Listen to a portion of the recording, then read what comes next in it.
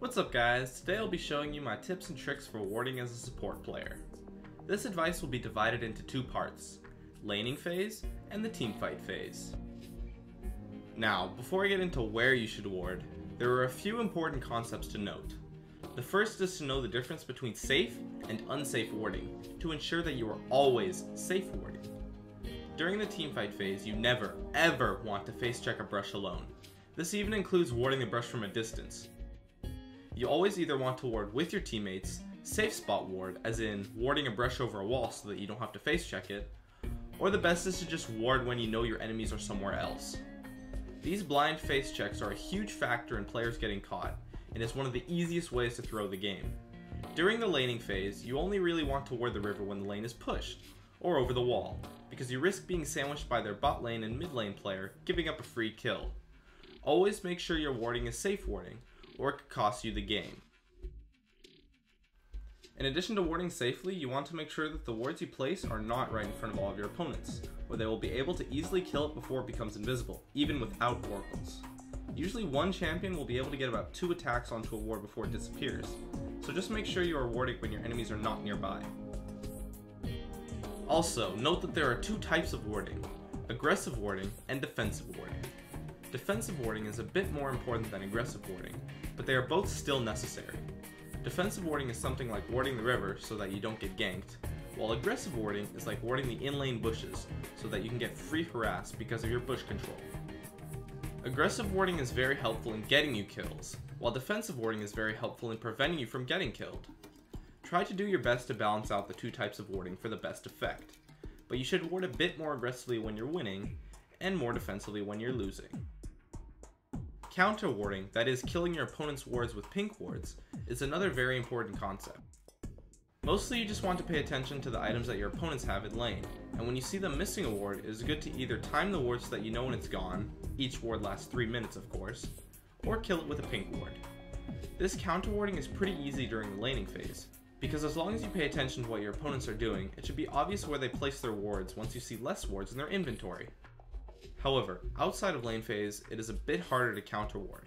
Really, you can only just counter ward Dragon and Baron, or right after you see your opponents place a ward down. This is why pink wards are so strong in the lane phase, but once the lane phase ends, it is important to have an Oracle's Elixir instead on your team. One more thing to note is the all-important question of, how many wards should I buy? While there is no real answer to this, I think you should be buying about 3 to 5 or more wards every single time you back during the lane phase, and during the teamfight phase, unless you absolutely have to finish a major item, like a gold per 10 or Aegis. Lastly, as a general rule of thumb, when you are in a fight of any kind, you want to ward every brush you fight in, during the fight, so that you don't get juked.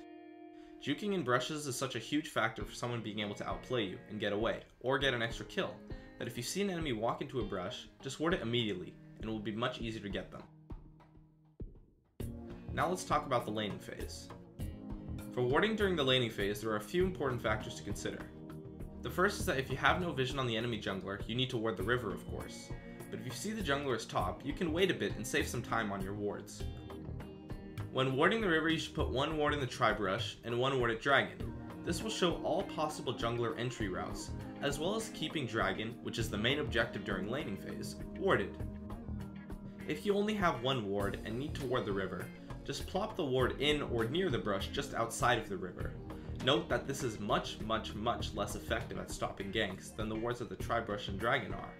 But, if you have used up all of your wards and only have about 1 or 2 wards left, you can just ward the river there, and it will still be effective. These wards are defensive. The other important fact to consider is whether or not you are trying to play aggressive.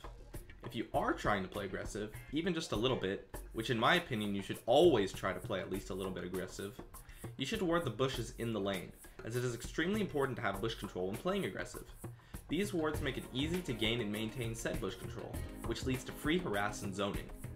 These wards are aggressive. Those are the only real standard ward placements during the laning phase as a support. Now let's talk about the teamfight phase. During the teamfight phase, warding is pretty basic. You want to ward major objectives as well as warding up all bushes before a teamfight, or just the general area near the teamfight.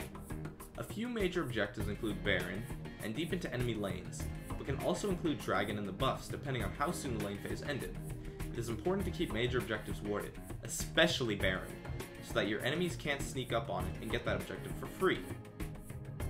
Now, warding the map outside of major objectives after the lane phase is a bit tricky. First, it is very important to ward bushes in an area that you know that you are going to fight in.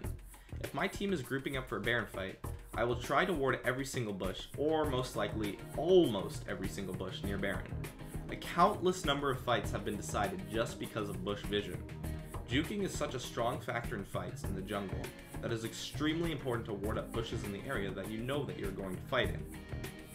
You also want to ward up the jungle a bit so you have vision on potential gankers, random enemies, etc. You never ever want to face check a brush alone outside of the laning phase. This is one of the biggest factors to people throwing the game in solo queue. They face check a brush and die instantly to a 1v5 fight. Warding is huge in preventing that, so make sure you're always buying enough wards and always have enough vision. Lastly, if your opponents buy in oracles that you're having trouble killing, what you want to do when they clear wards is wait for them to leave the area and then ward the exact same spots that they just cleared. People clearing wards will almost always not go back to check on an area that they just cleared, because they just cleared it. So warding areas where your opponent's oracles just was will likely ensure that your wards will last at least a minute or two. Even if your opponent can kill your wards easily, and you can't ward effectively while they have their oracles, you still have to buy wards. You can't just play blind. You will lose like that, and your team will get caught over and over again if you play blind. So no matter what, always, always, always buy wards. So guys, those are just my tips for warding as a support. I'd love to discuss them with you guys in the comments. I'll see you next time.